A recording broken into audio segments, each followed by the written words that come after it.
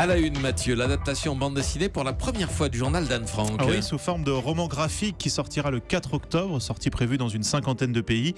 Et c'est le scénariste Harry Folman et le dessinateur David Polonsky qui seront à la manœuvre. Le fonds Anne Frank de Bâle, détenteur des droits, explique qu'il s'agit de toucher un public plus jeune. Alors évidemment, le roman graphique ne reprendra pas l'intégralité du journal, il fera au final 160 pages. Le DVD live de Madonna, Rebel Heart Tour, vient de sortir. Oui, DVD qui alterne images de concerts à travers le monde et séquences tournées en coulisses.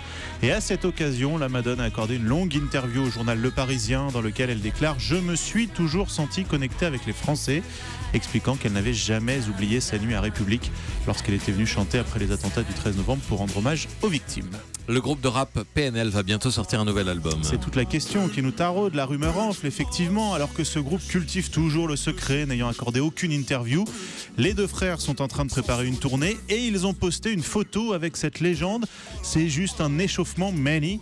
Il n'en fallait pas plus pour que les fans s'agitent. PNL qui a déjà vendu 600 000 exemplaires de son disque dans la légende. Lady Gaga reporte finalement sa tournée européenne. Oui, elle devait se produire à Barcelone jeudi et à Paris début octobre, date finalement repoussée au début de l'année 2018.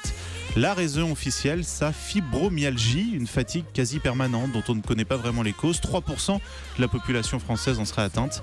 Lady Gaga qui explique dans un communiqué devoir être avec ses docteurs pour ensuite continuer à jouer ses 60 prochaines années.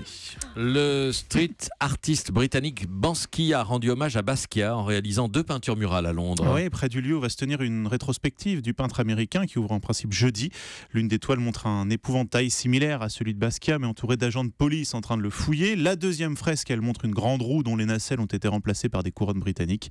La rétrospective Basquiat compte plus d'une centaine d'œuvres et rend hommage à ce peintre disparu en 88 à l'âge de 27 ans et qui est devenu récemment l'artiste américain le plus cher de l'histoire. 27 ans, c'est la malédiction, hein. L'âge de la malédiction le des club des artistes. 27. Le club des 27, le nombre club des d'artistes 27 qui sont morts à l'âge de 27 ans. Banksy, évidemment. C'est aujourd'hui que l'on saura quel film va représenter la France dans la course aux Oscars. Oui, ça se joue entre 120 battements par minute, dont on entend la bande originale, Le Redoutable de Michel Hazanavicius et Barbara, campée par Jeanne Balibar, qui était venue nous en parler dans Melting Pop.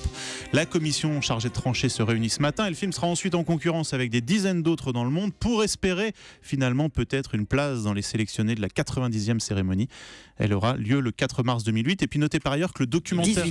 2018. J'ai dit quoi 17 Non, 8. 2018. Oui. Elle a eu lieu en 2008. C'est par ailleurs que le documentaire Visage Village d'Agnès Varda et JR a remporté lui le prix du public au Festival de Toronto, ce qui lui ouvre également la voie des Oscars. Et c'est mérité. Enfin, Michel Larocque et Muriel Robin vont s'aimer sur grand écran. Oui, alors qu'elles vont d'abord repartir en tournée pour leur spectacle, elles s'aiment effectivement extrait. Mais je sais pas réparer les trucs. Non mais tu sais bien les casser. Oh. Exemple. Exemple, le séchoir à cheveux. Il souffle plus, il aspire. Non, non, ah non, pas plus. Je te choque. En train d'agrafer une perruque sur la tête à ma mère, je te fais bouffer la graffeuse, ton magazine et toutes tes crèmes dépilatoires. Hein, ma maman, si elle n'était pas là, moi je serais pas là non plus. Et aujourd'hui, on serait pas en train de vivre une belle histoire d'amour. Voilà pour le spectacle, mais Michel Larocque expliquait effectivement qu'elles étaient également en train d'écrire une adaptation en film. Objectif tourné l'année prochaine, peut-être le point final pour cette pièce débutée il y a maintenant 20 ans par Pierre Palmade et Muriel Robin. Europe 1.